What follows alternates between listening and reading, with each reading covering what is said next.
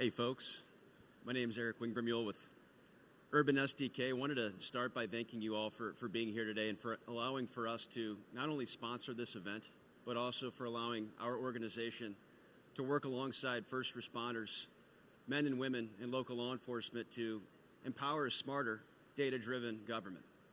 Urban SDK, we're at booth 755. We are a cloud-based software solution that delivers near real-time traffic solutions for every single road of every single functional class throughout the communities we serve throughout the United States.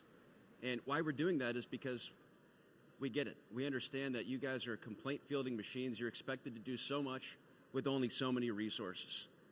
You're expected to be everywhere at once, to solve for every single one of these complaints and calls to action that come in from men and women throughout your communities, and to be able to, at the drop of a hat, respond to that and solve for that.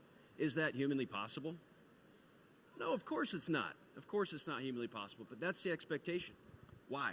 It's because we all have these little handheld phones, these little handheld computers in our pockets, in our purses, and we have the ability to have this instant gratification mindset applied to every single facet of life.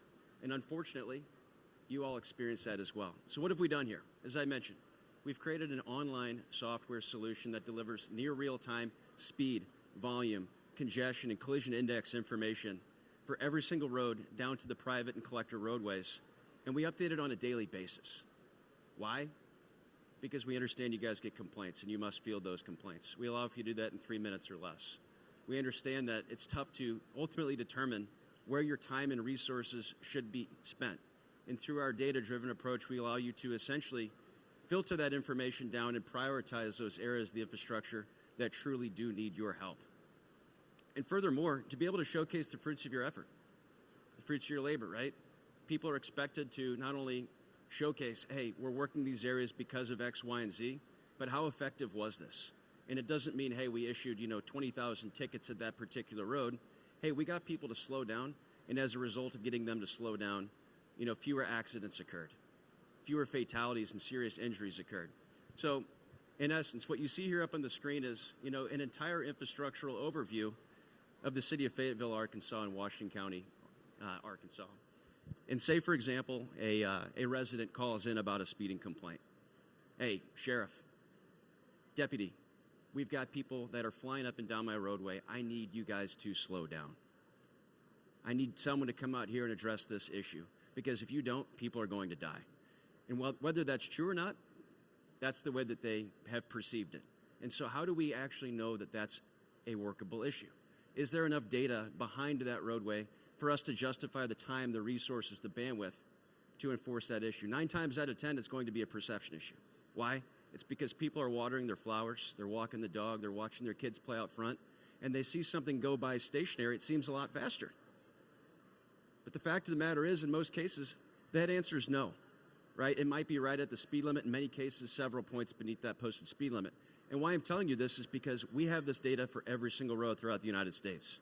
And we will allow for you to prioritize your time and resources towards the areas of the infrastructure that actually will make the greatest impact. For example, we give you a relative difference between the speed output and the speed limits throughout your infrastructure. Why is that helpful? Well, it's going to help you flare up those hotspots, those areas for targeted traffic enforcement, again, with the end goal of public safety in mind, right? Like I said earlier, we're not in this business to issue a bunch of citations and generate a bunch of revenue off of, your targeted traffic enforcement efforts.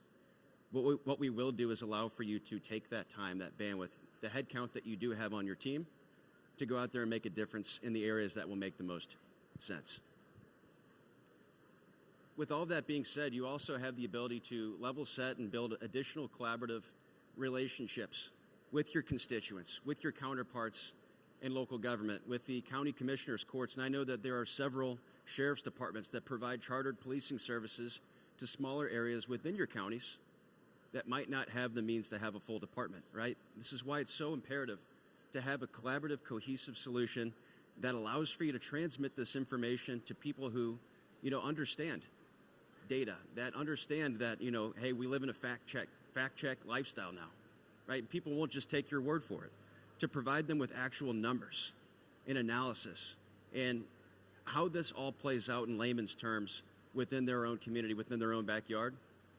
you'll have the ability to, once again, focus your efforts on the areas of the community that really need the most attention instead of focusing on all these that might not need it.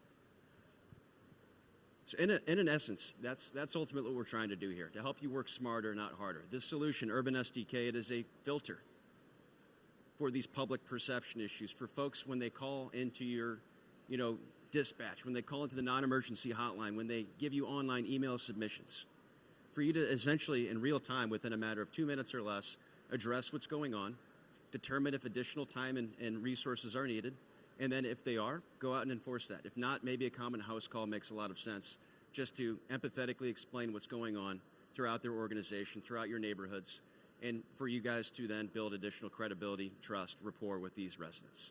And furthermore, as I had mentioned a few times here, it's for you to ultimately get the most out of the resources that you have in the areas that really need it the most.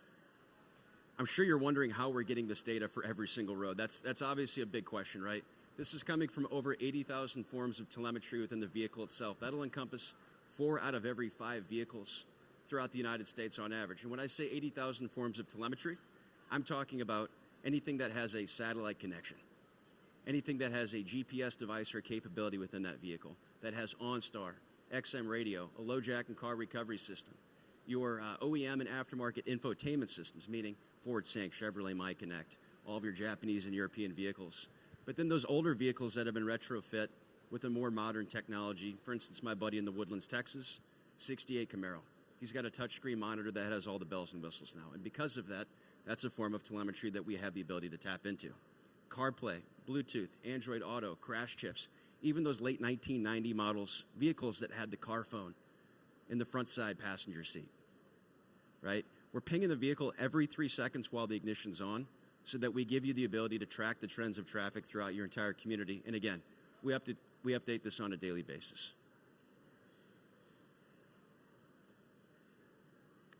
I don't really need to belabor the remainder of the presentation, but again, speeding complaints, workload prioritization, hotspot identification, and showcasing the fruits of your labor with very quick real-time reporting capabilities is what we're here to solve for. And at this point, I can even open it up for a few additional questions if you guys would like to ask any. Rural areas? Yes, sir. Like I said, this is roadway data for every single road throughout the United States. We do have the ability to drill into this, whether it's for a specific day, down to the hour, or up to 60 days at a time. Of course, as you expand the date range captured, your sample size is going to increase, right? But no, seasonality, the past 13 months worth of data continuously updated on a daily basis, you'll be able to very quickly understand what's going on for any area of your infrastructure and then be able to see the impacts of what you worked on throughout your community.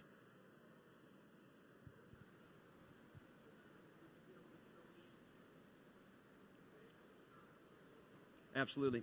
So I tell you what, if you come over to booth 755, and this goes for everyone, come over to our booth, drop off your business card. We will pull data for each and every one of your jurisdictions, and we will walk through that with you. We'll even give you access to that for a couple of weeks to play around with, just to showcase the coverage, the power of the tool, and enable you to envision what this looks like within your own backyard.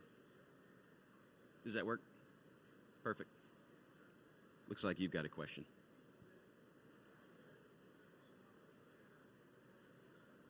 That's a great question. About data privacy was that question. And so this is completely anonymized information. The U.S. Department of Transportation and Federal Highway Association, we're actually the pioneers of this form of telemetry to be used for the entire United States infrastructure. With that in mind, we of course needed to make sure that anonymity and consumer information was completely protected. So no, I'll never be able to tell you that a certain make, model, year, color VIN was driving down your road at that time. I'm not able to track the IP address of that vehicle because of data privacy laws. Right? And because of that as well, ownership information too. This is not coming from cell phones, right? It's not like Facebook and Instagram and all that stuff. Your online shopping accounts. No, this is coming from the vehicle itself. And the reason why this is not cell data is because you might get a bus full of folks going to an event, going to school, just getting around town. You might get a family going to church, to a sporting event, whatever it might be, right? And if we were to ping that vehicle 5, 6, 30, 45 times every 3 seconds, that'd be skewed data, right? We want to give you the trends of traffic that's relative to those zones throughout your community. Furthermore, you'd also pick up on pedestrians and cyclists. And if we were to ping them and aggregate that into our output, well, then it would make your roads look like there was no issues whatsoever. Is that the case? No, I mean, it's not going to be as much as what you think, but there's probably some areas that you didn't even know about, right? Perfect. That's all I got.